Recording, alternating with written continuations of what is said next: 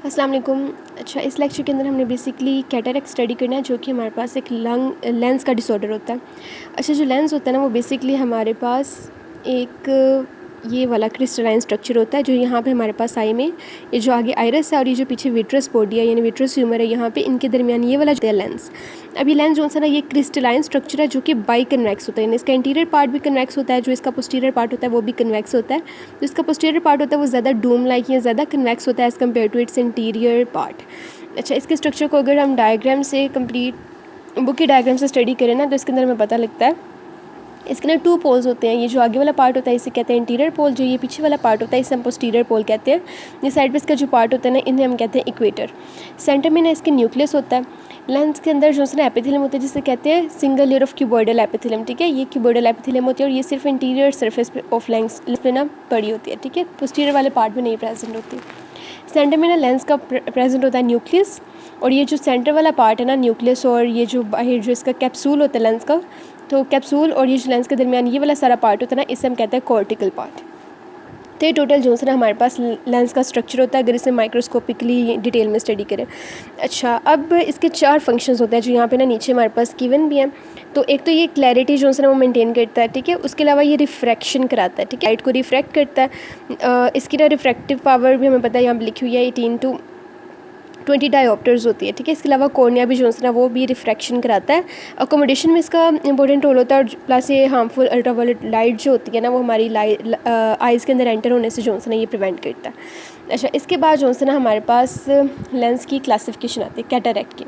अच्छा, cataract basically वही हमने पढ़ लिया। कैटरेक्ट बेसिकली क्या होता है कि जब ये हमारे पास लेंस जो होता है, जैसे कि इस डायग्राम में शो किया हुआ है, ये लेंस जो है ना जब ये ओपेक हो जाता है ना, इसकी ओपेसिफिकेशन को जो है ना बेसिकली कहते हैं कैटरेक्ट। अब ये लेंस नॉर्मली अगर हम देखें तो क्लियर होता है, लेकिन अगर ये ओपेक हो रहा है तो तब हमारे पास विजन में जो है ना वो प्रॉब्लम आ सकती है, ठीक तरीके से नज़र नहीं आता पेशेंट्स को। इसलिए जो है ना हमारे पास ये एक क्लिनिकल एनॉमली है। अच्छा, इसकी क्लासिफिकेशन को अगर हम देखें तो इससे जो है ना हम 3-4 बेसिस पे क्लासीफाई करते हैं। सबसे पहले इसकी क्लासिफिकेशन जो होती है ना वो एज की बेस पे होती है, यानी किस एज के अंदर जो है ना वो कैटरेक्ट अपीयर हो रहा है एक पेशेंट के अंदर। तो कंजेनिटल हो सकता है, बाय बर्थ अगर प्रेजेंट है, इन्फेंटाइल अगर वो 3 साल से छोटा बच्चा है, जुवेनाइल, उसके बाद अडल्ट हो सकता है, प्री सिनाइल और सिनाइल। ठीक है, ये 6 टाइप्स हैं on the basis of age. उसके बाद on the basis of location इसे हम जो है ना क्लासीफाई करते हैं।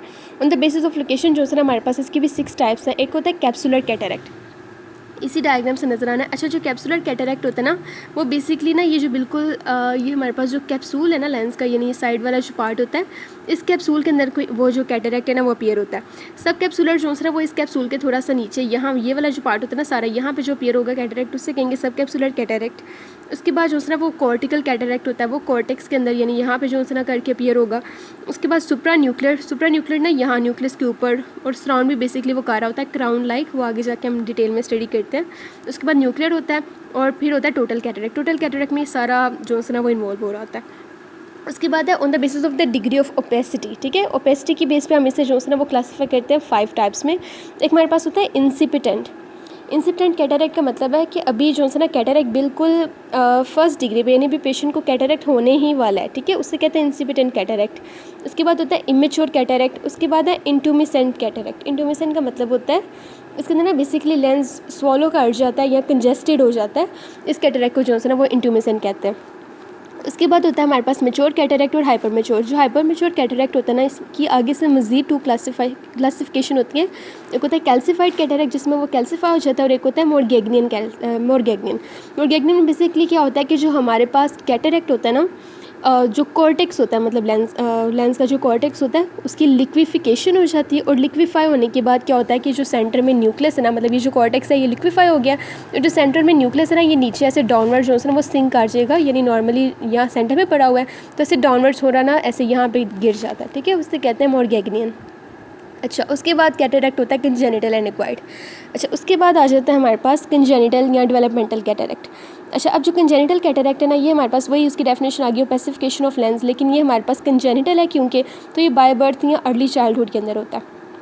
मोस्ट कॉमनली जो है ना बायलेटरल होता है, यानी दोनों आइज़ के अंदर अपीयर होता है, लेकिन अगर यूनिलेटरल केसेस भी इसके ना पाए जाते हैं। अगर यूनिलेटरल केस होगा ना तो वो स्पेरेडिक होगा, यानी उसके अंदर जेनेटिक इन्वॉल्वमेंट नहीं होती। अगर जेनेटिक इन्वॉल्वमेंट है तो वो हमारे पास हमेशा बायलेटरल अपीयर होता है। अच्छा, इसकी जो क्लासिफिकेशन है ना, इससे मज़ीद जो से ना हमारे पास ना हम क्या क्लासीफाई करते हैं। एक तो हमारे पास जो से ना ये होता है